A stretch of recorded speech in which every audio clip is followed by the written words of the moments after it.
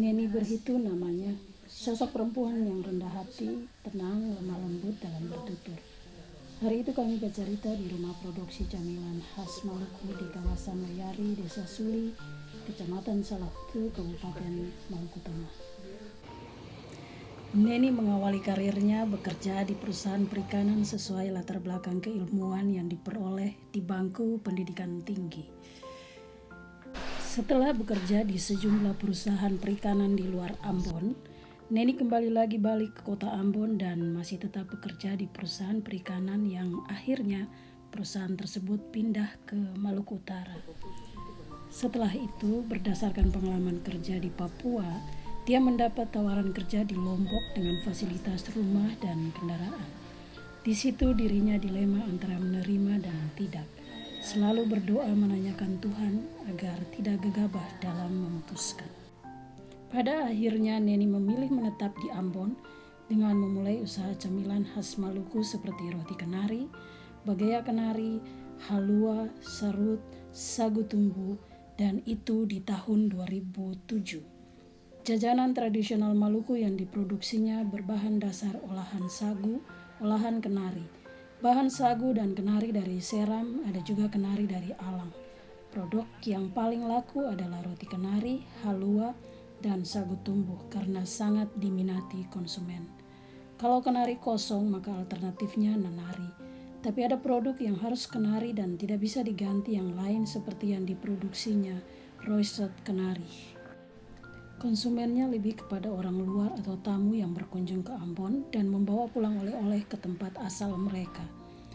Produknya juga dijual di gedung Smesco Jakarta, Kementerian Perdagangan. Di samping itu ada juga yang dijual di Makassar dan di semacam komunitas klub sehat Surabaya. Kebanyakan olahan kenari sangat diminati karena merupakan cemilan ringan yang bisa dikonsumsi sambil bersantai bersama keluarga. Bicara soal kemasan yang adalah ide awalnya memulai karir sebagai pengusaha makanan ringan khas Maluku, Neni menjelaskan tidak mudah. Masalahnya kalau kita mau invest buat kemasan yang bagus, butuh modal kuat, karenanya harus pandai-pandai mengatur. Walau demikian, dia mengaku banyak dibantu oleh pemerintah. Kendati dibantu, ia menyadari sungguh dinas-dinas di pemerintah provinsi yang ada kaitannya dengan usaha kecil menengah atau UKM melakukan pelatihan terkadang tidak koordinasi antar dinas.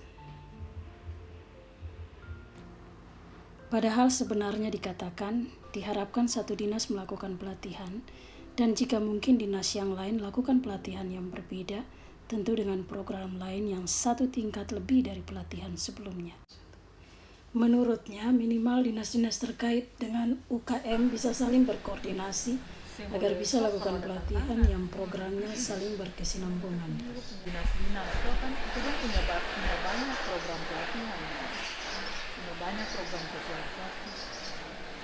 Tapi kayak macam satu dengan lain gitu. Jadi pelatihan yang sama ada di dinas ini, ada di dinas ini, ada di dinas ini, dan ya ikut orang-orang yang sama. Padahal maunya tuh kalau misalnya ini bisa di step 1, yang dinas lain maju ke step 2, step 3 gitu. Supaya dia bisa berkelanjutan ya.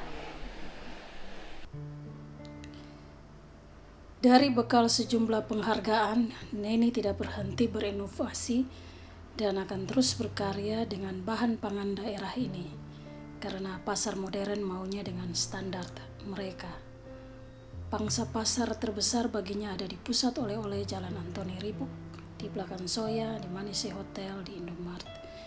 Jika ada event-event besar tingkat nasional, tingkat daerah yang dilaksanakan di kota Ambon, Neni mengaku kewalahan melayani pesanan.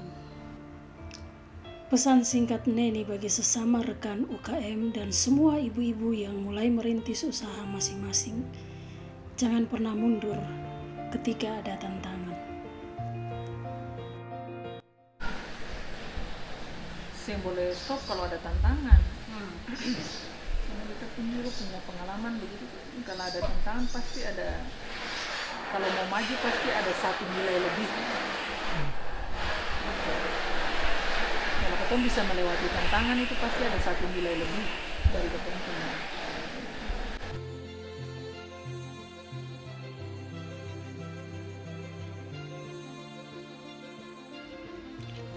Wayari, Maluku Tengah, Kamis 18 November 2021. Catatan Arika Media.